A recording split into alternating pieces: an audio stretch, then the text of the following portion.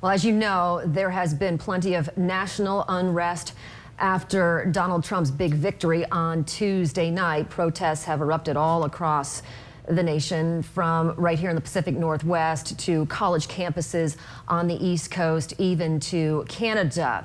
We are taking a look at protests in Boise as well. KBOI2's Amika Osumi has been taking a look at the local protests. She will have more on this story coming up throughout the afternoon.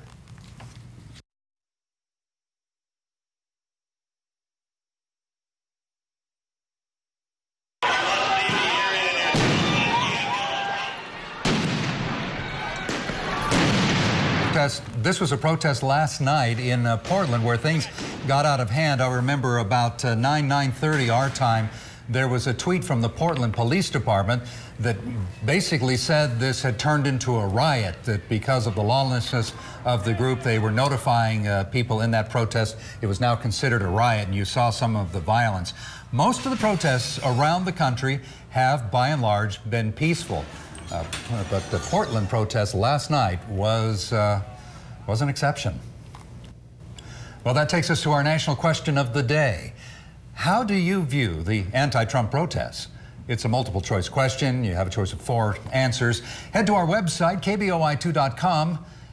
The question of the day can also be answered on our Facebook page, KBOI2's Facebook page. And we will check to see how you're answering the survey coming up at the bottom of the hour. Now, new this afternoon at 4 o'clock, President-elect Donald Trump took a back seat today as he starts to assemble his cabinet. Weijia Jiang explains who could be included. Vice President-elect Mike Pence is adding a new title to his growing list of duties, chairman of the Presidential Transition Team. President-elect Trump announced Pence will lead the effort to pick who will join his new administration.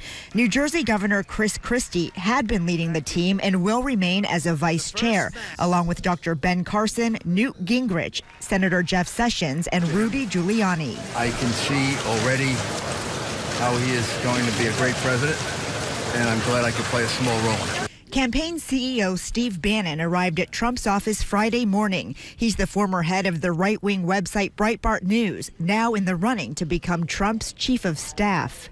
As for his agenda, Trump has been vague about his policies, but blunt about the big ideas behind them, many of which clash with President Obama's signature initiatives. Trump promised he would repeal Obamacare and cancel the landmark agreement on global warming, calling climate change a hoax.